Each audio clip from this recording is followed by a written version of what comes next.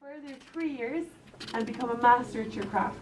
And any of the craftsmen you see here today would have trained for at least 8 years, so they are all masters. So we have the next pattern that you see in all the raised platforms. That's the Lismore pattern, and that's the most long-standing and popular pattern that we have to date. And this again was designed by Miroslav Havel. He was our chief designer in the 1950s. And he was inspired by the Lismore Castle that stands 7 miles outside our city. And he was inspired by the beautiful windows that turns in the facade of this castle. Now, we've never tried to change the pattern, but in 2002 and 2006, we've changed the stem a little bit. We've just made it a little bit longer and a little bit thinner.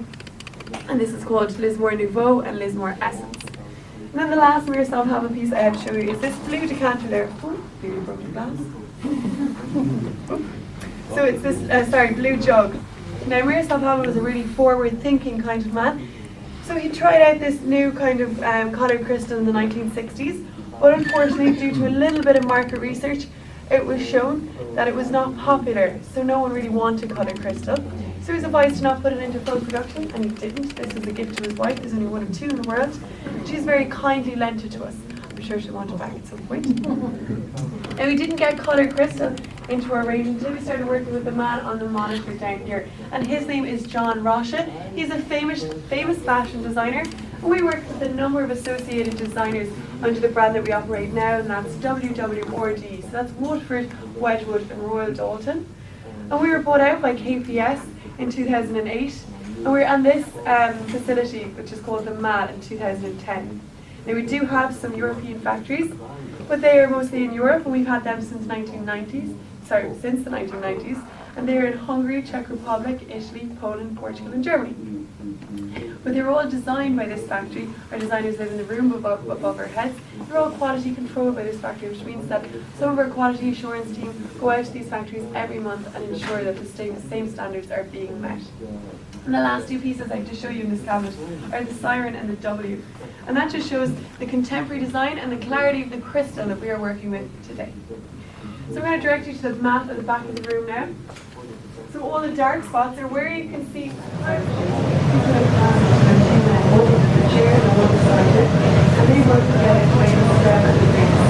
The last year called the Master 7, and the other one is called the Big Gather. This is one crystal for the 7 degrees.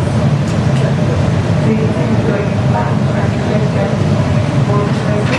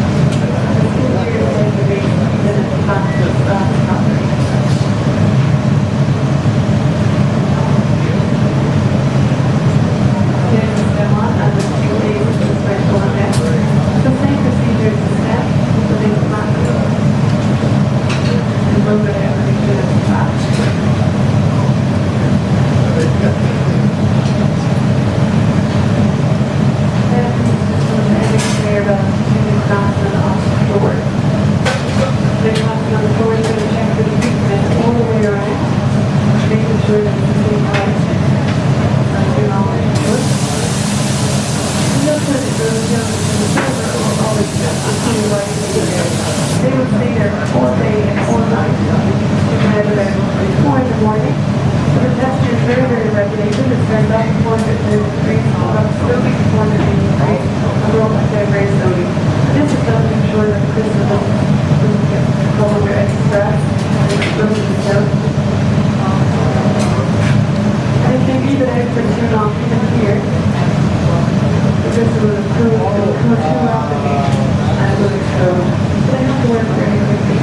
maintenance operation.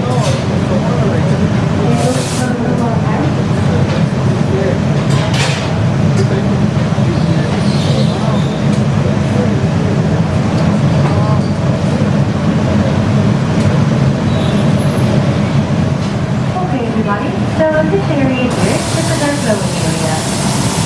These craftsmen are known as master blowers, and they train for 5 years as an apprentice, then go on to a further 3 years as co-master craftsman.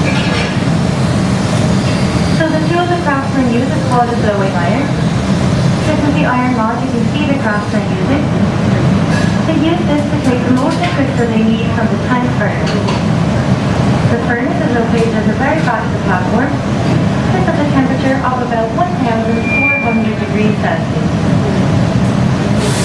So the craftsmen take out the molten crystal. What they do then is they pre-shape it using the wooden tools that are laid down in the molding.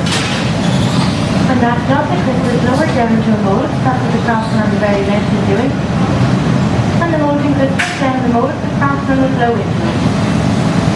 By blowing through the crystal, this is what creates the hollow inside, and the crystal will expand to fit the mold.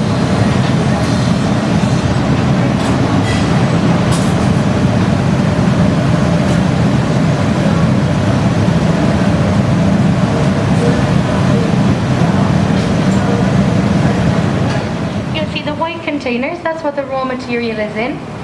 As I mentioned, the raw material is the silica sand, potash and litharge.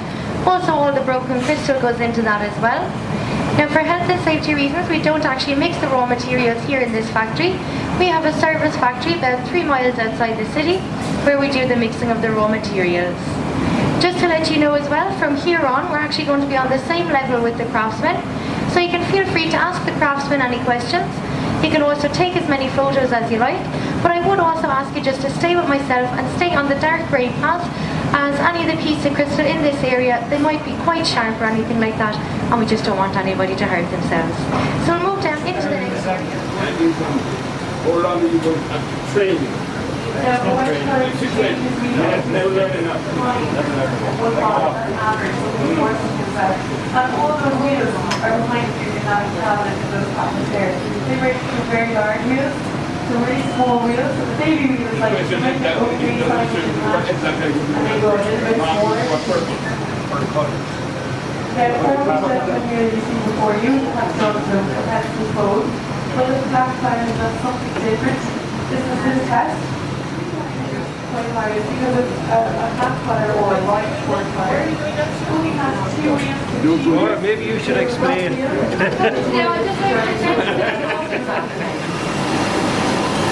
So there are 2 different types of cut done in this area here.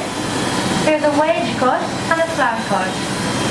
A wedge cut, this is done using a diamond tipped wheel, and a flat cut is done using a rough diamond wheel and a smooth diamond wheel. So basically what the craftsmen do, as you can see yourself, is they place the crystal down on the wheel, and then using their own skills and their own judgment, they judge how much pressure to apply onto each piece down on the wheel. So too much pressure, the wheel is just going to go through the piece. Not enough pressure, and all the cuts wouldn't be the same depth the whole way around. You can see as well that on all the wheels there's a constant flow of water. The water is there basically to help keep the crystal nice and cool against the wheel. Also down here on the right hand side we do have 2 silver machines. These machines are known as auto cutters. They're used mainly for cutting larger and heavier pieces. The machine would do a portion of the cut, and the craftsman then would finish it off by hand. Overall, about 5 or 6% of the total pieces are done using the machine.